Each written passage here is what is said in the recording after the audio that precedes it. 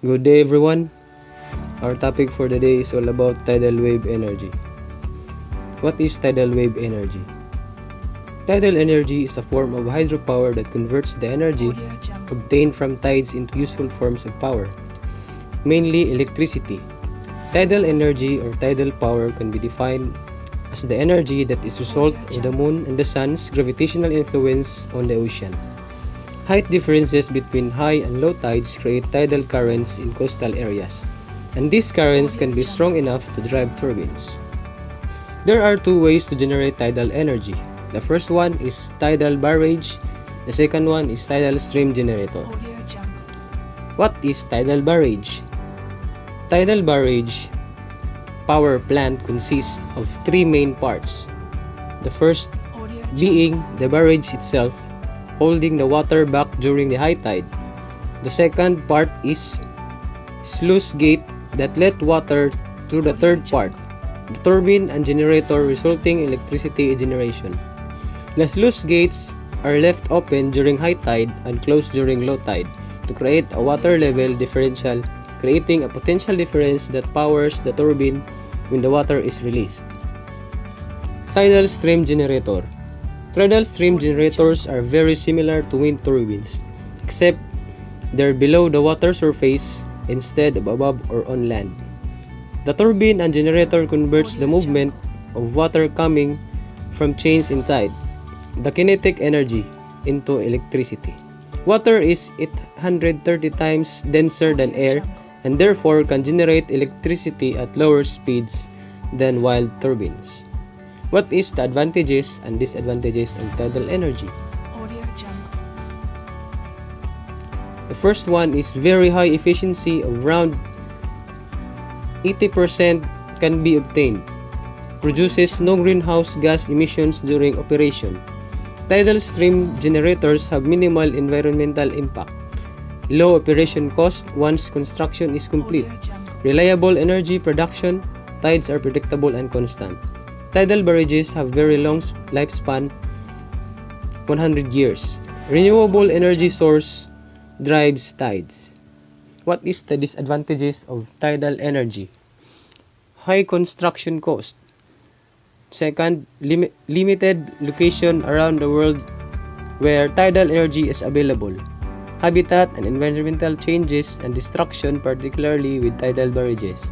The last one is transmission of power hampered by power generator necessarily being located near oceans. What is wave energy? Wave energy is also known as ocean wave energy. Is another type of ocean-based renewable energy source that uses the power of the waves to generate electricity. Wave energy uses the vertical movement of the surface water that produce tidal waves. The density of energy that is transported under the waves under the ocean surface is about 5 times higher compared to wind energy 20 meters above. In other words, the amount of energy in a single wave is very high. Ways to generate wave energy. First, oscillating water column or OWC. Second, surface following attenuator or line absorber. What is oscillating water column? An oscillating water column is partially lowered into water. It is opened below the surface line with the hollow upper part with air, as you can see in the picture.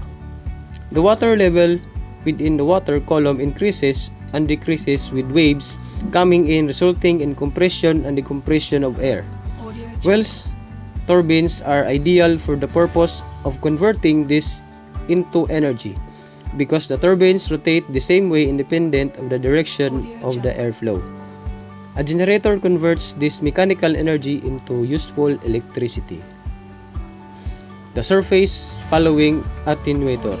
The point absorber consists of a series of long units floating on the surface of the water following the movements of the wave.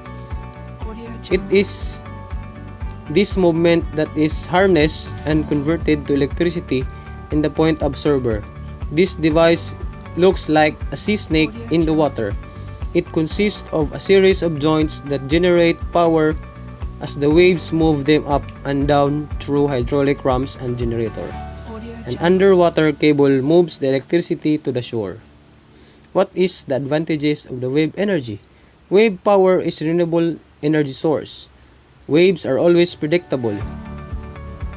You don't need fuel, so it doesn't cost that much. Waves are free and will not run out. The cost is in building the power station. Wave power does not produce greenhouses. What is disadvantages of wave energy? Controlling the power of it is difficult. It can cost a lot of money and requires further research. It depends where you put in the cost, so not much good efficiency. May interfere with mooring and anchorage lines, commercial and sport fishing.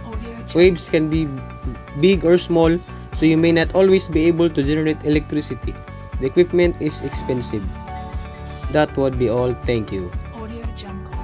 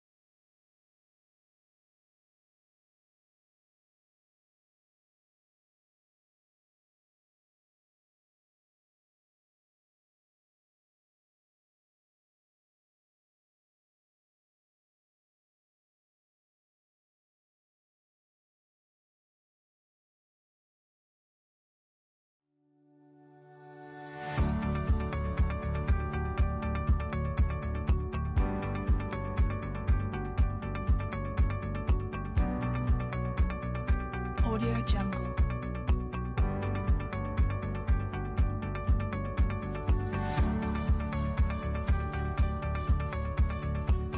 Audio Jungle.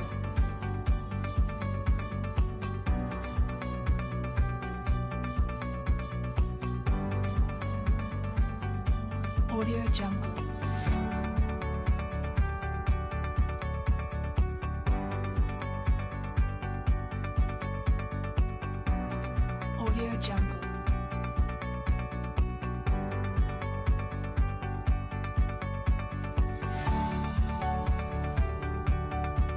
Audio Jungle.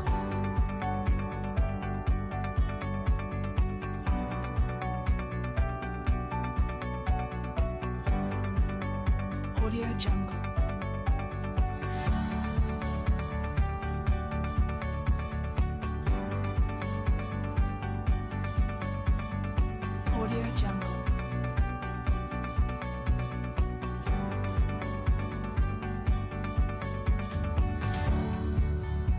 Audio Jungle. Audio Jungle.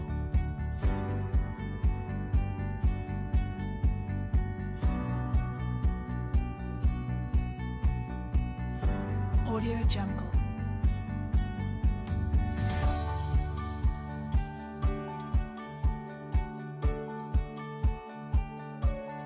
Audio Jungle.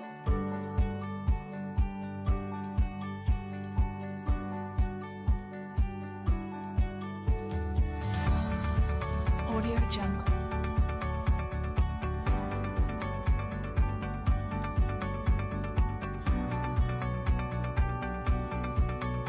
Audio Jungle.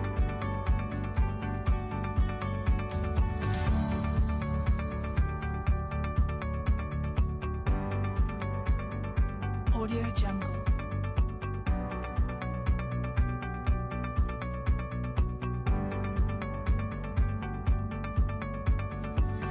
Audio Jungle.